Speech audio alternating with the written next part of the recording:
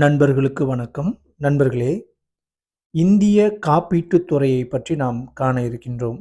நண்பர்களே, இந்த காப்பீட்டு துறை என்பது காப்பீட்டு ஒழுங்குமுறை மற்றும் மேம்பாட்டு ஆணையம் மூலம் கட்டுப்படுத்தப்படுகிறது. சரிங்களா? இந்த காப்பீட்டு ஒழுங்குமுறை மற்றும் மேம்பாட்டு ஆணையம் சட்டம் 1999. அந்த சட்டத்தின்படி இந்த இந்திய காப்பீட்டுத் துறையானது அது கட்டுப்படுத்தப்படுகிறது. சரிங்களா? சரி.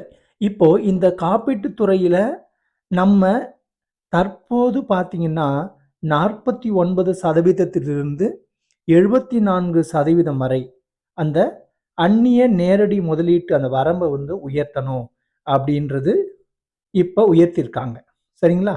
அப்ப அந்நிய நேரடி முதலீடுன்றது ரூபாய் 82,000 கோடி அளவிற்கு காப்பீட்டுத் துறையில இப்ப வரம்பு உயர்த்தி, அதாவது 49% 74% வரை உயர்த்தியிருக்காங்க.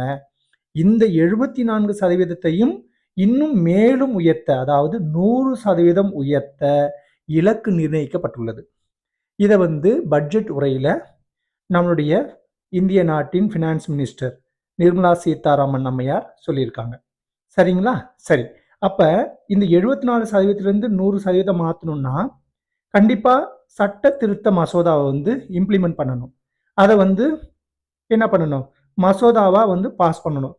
அதாவது நாடாளுமன்ற கூட்டத்தொடர்ல. அது எப்ப நடக்கும்னு சொல்லியிருக்காங்கன்னா, அதாவது குளிர்கால கூட்டத்தொடர்ல அறிமுகப்படுத்தப்படும் 2025ல சொன்னாங்க. அப்ப 2025ல குளிர்கால கூட்டத்தொடர் எப்ப நடந்துச்சு? டிசம்பர் 1ஆம் தேதியிலிருந்து டிசம்பர் 19ஆம் தேதி வரை நடைபெற்றது. அப்பொழுது இந்த காப்பீட்டு சட்டங்களின் திருத்த மசோதா, அதாவது சப்கா பீமா சப்கி ரக்ஷா திருத்த மசோதா 2025 அப்ப என்ன பண்ணாங்கன்னா அறிமுகம் செய்தார்கள். சரிங்களா? சரி.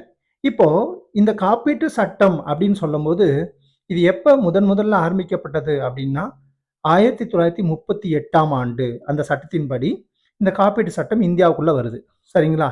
அப்ப இந்த காப்பீட்டு சட்டத்தை நம்ம மாத்தணும்னா இந்திய ஆயுள் காப்பீட்டு கழக சட்டம் 1956, அதாவது இந்திய ஆயுள் காப்பீட்டு கழக சட்டம்ன்றது அந்த இந்திய ஆயுள் காப்பீட்டு கழகம்ன்றது வேற ஒன்றும் இல்லைங்க, எல்ஐசி. சரிங்களா? அதுல திருத்தம் செய்யணும். அதுக்கப்புறம் காப்பீட்டு மற்றும் ஒழுங்குமுறை மற்றும் மேம்பாட்டு ஆணைய சட்டம் 1999 இருக்கு பாத்தீங்களா? அதுதானே இப்ப இந்த இந்திய காப்பீட்டு துறையை வழிநடத்துது, அதாவது ஒழுங்குபடுத்துது. அதுலயும் சட்ட திருத்தங்கள் செய்ய வேண்டிய கட்டாயம் இருக்கின்றன. அப்ப இந்த 3 சட்ட திருத்தங்களும் செய்தால்தான் இந்த சட்ட திருத்தங்களை செய்ய முனைப்பு காட்டுகிறது. யாருன்னா நிதி அமைச்சகம் முனைப்பு காட்டுது. அப்ப